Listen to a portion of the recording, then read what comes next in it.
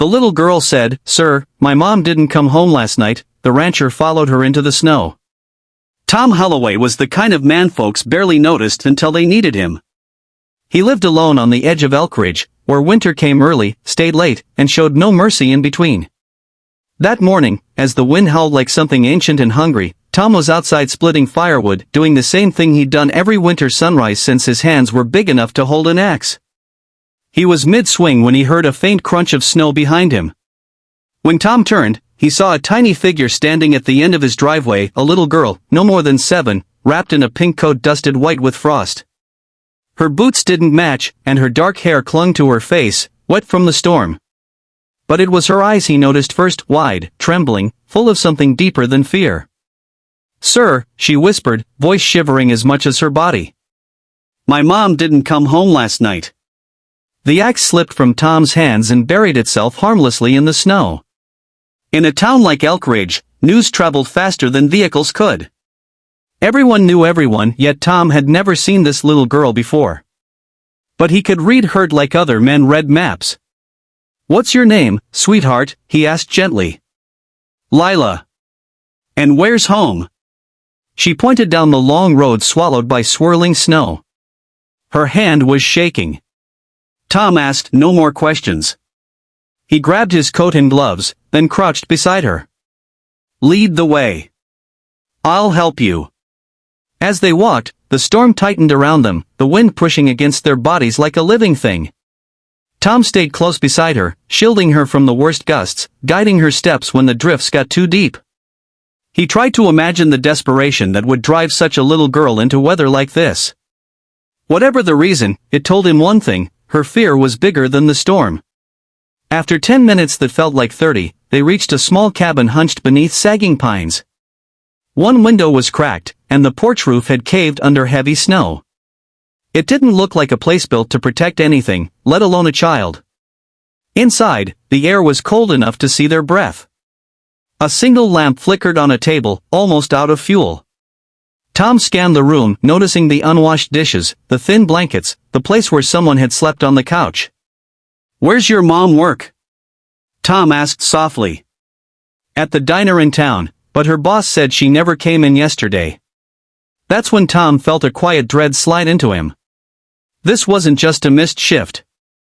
Something had gone wrong, maybe on the road, maybe in the woods during the storm. But he kept his voice steady. "We'll find her." Lila nodded, though her lip quivered. Tom searched the room until he found a faded jacket, definitely a woman's, definitely worn too thin for winter. On the floor were tracks. 2 sets of footprints leading outside, but only one returning. A mother leaving home, intending to come back. And failing. Tom knelt, looking Lila in the eye. "Your mom went out before the storm got bad. Probably needed help. Folks around here look out for each other, I'm sure someone saw her. But for now, you're staying with me. You understand?" Lila hesitated, then nodded, trusting him more than he deserved. Tom lifted her jacket hood over her head and zipped her coat to her chin. "Let's head back. We'll stop at every ranch on the ridge until we find someone who's seen her." But as they stepped outside, something made Lila pause. She tugged Tom's sleeve and pointed behind the cabin, toward the tree line. "My mom goes that way to get phone signal," she said. "Sometimes it works near the ridge." Tom followed her gaze. The storm had calmed just enough to see faint tracks leading into the woods, barely visible now, half filled with snow. Human tracks. Adult-sized. Heading deep. Tom's pulse kicked. "Let's check." He scooped Lila into his arms, moving quickly. The tracks zigzagged through the trees, then suddenly veered downhill toward a frozen creek. When he saw the broken branches and the slide marks on the slope, understanding punched him in the chest. Someone had fallen. Tom handed Lila his scarf. "Stay behind me, okay? Just stay close." Together they followed the trail until they reached the creek, and there, half buried in snow, was a woman curled against a fallen log. Her face was pale, her hair stiff with frost, but her chest moved, barely. "Mom!" Lila screamed. The woman stirred weakly, eyelids fluttering. Tom knelt down, checking her pulse, slow but steady. "She's alive," he breathed. He pulled off his coat and wrapped the woman tightly, then lifted her into his arms with a grunt. "We're getting her home." Then the doctor. The hike back to Tom's cabin was brutal, each step a battle. The snow tried to steal his breath and his strength, but he carried the woman all the same. Lila walked beside him, gripping his shirt, refusing to let go. At the ranch, Tom laid the woman by the fire, heating blankets, rubbing circulation back into her hands and feet. He brewed soup, called the doctor, stayed at her side until help arrived. Hours later, after the worst had passed, the doctor turned to Tom. "Another hour out there, and she wouldn't have made it." Lila crawled into her mother's arms, sobbing into her chest. The woman, weak but conscious, mouthed a single word toward Tom. "Thank you."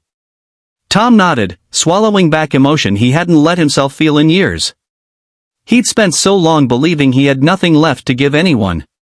But that day, in the storm, a little girl had shown up at his gate and reminded him that sometimes, kindness doesn't ask permission. It simply acts. And sometimes, that's what saves a life. As Tom stepped onto his porch that night, watching snow drift softly under the moonlight, he felt something warm settle in his chest, a quiet truth he'd forgotten. No one is too small to save someone, and no one is too broken to try. And in a world that could be cold and wild and unpredictable, that truth was enough to light the whole ridge with hope.